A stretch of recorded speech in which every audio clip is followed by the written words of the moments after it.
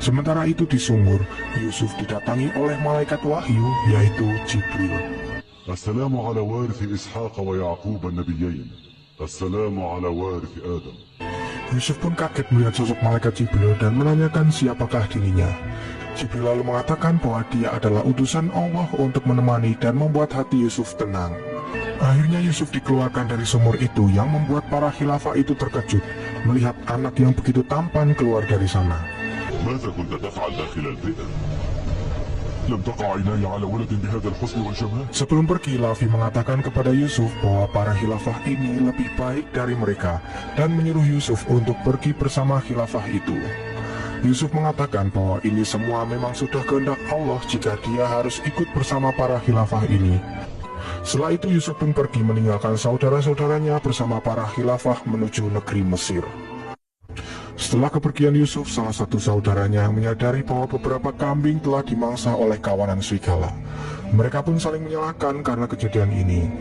Dan Lavi mengungkapkan bahwa mulai sekarang kita harus siap ditimpa banyak bencana karena telah menyakiti adik kita. Yehuda yang sudah muak dan Lavi pun langsung menyerang dan terjadilah perkelahian antara mereka berdua.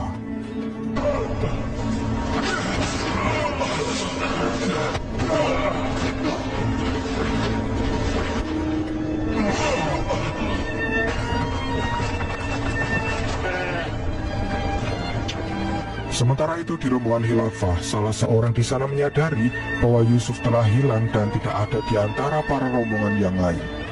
Ternyata Yusuf sedang berada di makam ibunya Rahil yang kebetulan mereka lewati. Orang yang disuruh untuk menjaga Yusuf pun menemukannya di sana dan langsung memukul Yusuf karena sudah membuat dia cemas.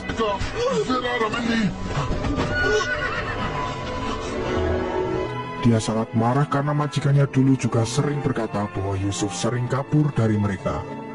Ketika dia akan memukul Yusuf lagi, tangannya merasa kesakitan dan tidak bisa digerakkan sama sekali.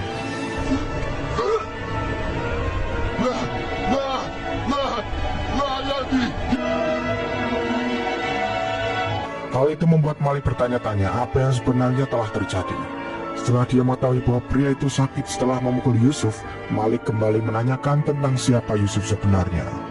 Karena Yusuf mengatakan kalau dia sedang berdoa di makam ibunya, dan menurut Malik, para budak seharusnya tidak memiliki makam yang ditandai apapun, apalagi sebuah nisan.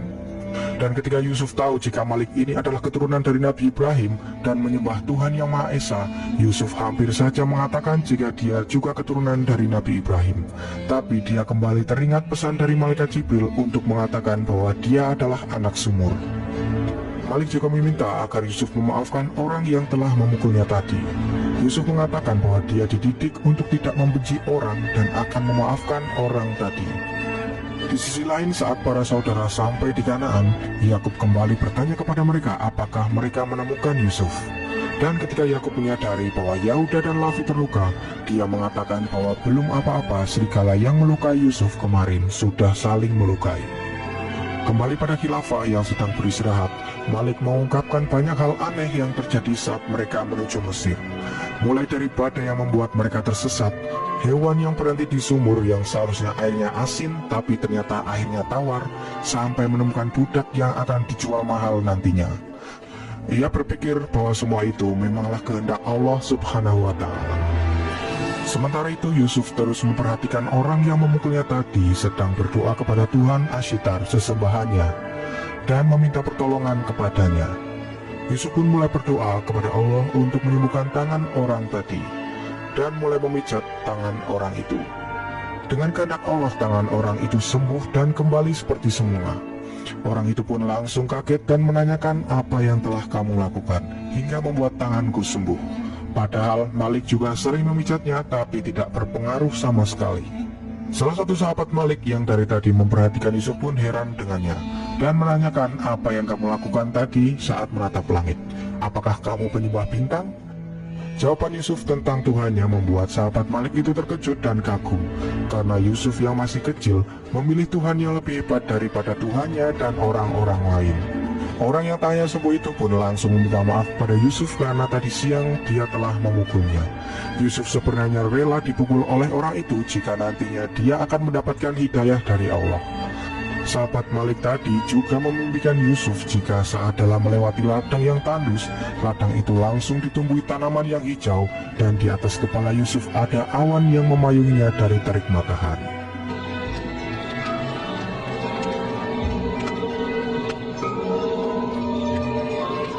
Hal itu membuat dia mulai bertanya-tanya siapakah sebenarnya Yusuf ini.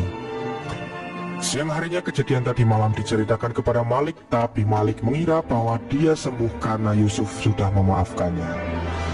Tapi sahabatnya mengira bahwa Yusuf ini adalah salah satu wali dari Tuhan. ما أوثق العلاقة التي بينه وبين إلهه لعله من الأولياء. Tak berselang lama, ada seorang kakek-kakek yang sedang sakit, dan Malik mengira bahwa umurnya tidak akan panjang lagi. Yusuf yang merasa kasihan pun selalu menemani kakek itu dalam perjalanan dan selalu mendoakannya. Dia juga mengatakan kepada sang kakek bahwa hidup dan mati adalah keputusan Allah dan menyuruhnya agar tidak putus asa. Yusuf terus berada di sisinya dengan memijat-mijat sang kakek.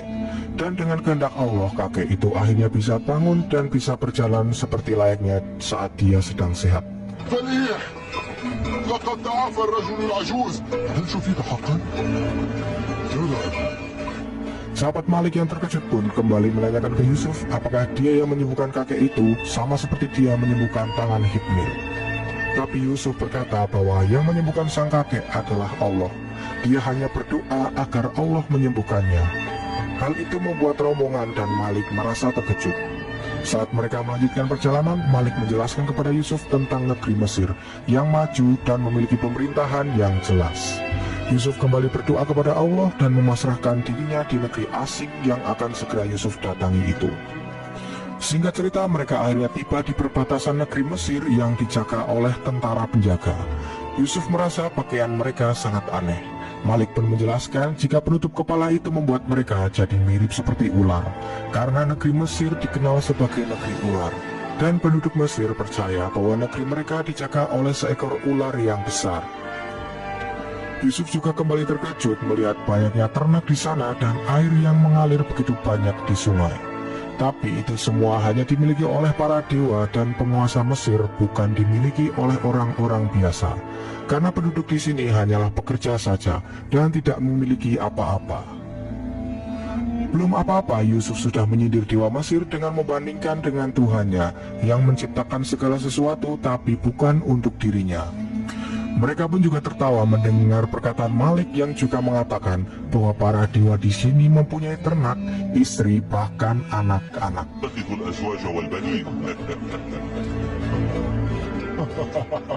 Dan ternyata di negeri Mesir, orang yang berakidah tauhid adalah tindak kriminal. Malik berpesan kepada Yusuf, jangan sampai dia membicarakan dewa Mesir apalagi menghinanya. Malik juga mengatakan kepada sahabatnya bahwa Yusuf akan segera dijual di pasar budak dan mereka akan mendapatkan keuntungan yang sangat besar. Namun sahabatnya berpikir bahwa seharusnya mereka tidak menjual Yusuf. Setelah para khilafah sampai di kota Tebs, Yusuf terus terpana melihat keindahan kota yang belum pernah ia lihat sebelumnya.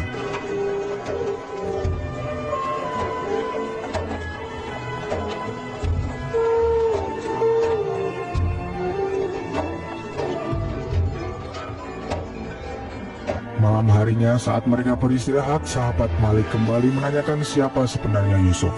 Dia juga mengatakan bahwa Tuhan-Tuhannya amat lemah dibandingkan dengan Tuhan Yusuf. Dia juga mulai penasaran dengan Tuhan Yusuf itu dan meminta Yusuf untuk menceritakan tentangnya. Dan pada akhirnya dia juga ingin beriman kepadanya dan meninggalkan Tuhan-Tuhan sebelumnya.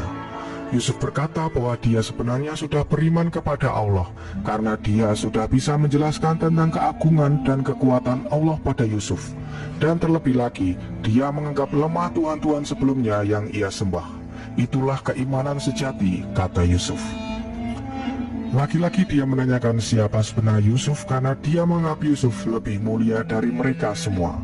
Yusuf pun mengatakan bahwa dia tidak bisa menjawab pertanyaan itu karena semua ini adalah kehendak Allah.